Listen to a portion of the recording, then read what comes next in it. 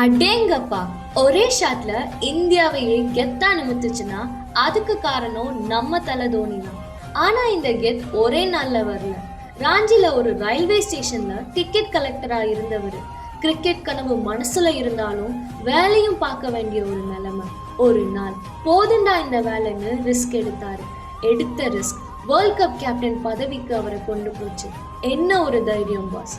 India டீம்லயே ஒரே ஒருத்தர் 3 ICSE கோப்பைக்கு கேப்டனா இருந்து ஜெயிக்க வச்சிருக்காருன்னா அது நம்ம தல தோனி தான்.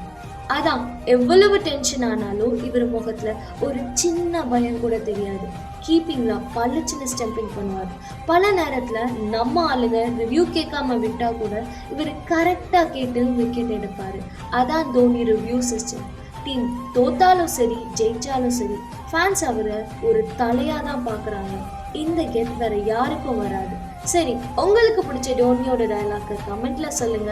அப்புறம் மறக்காம நம்ம சேனலை சப்ஸ்கிரைப் பண்ணுங்க, லைக்கையும் தட்டி விடுங்க.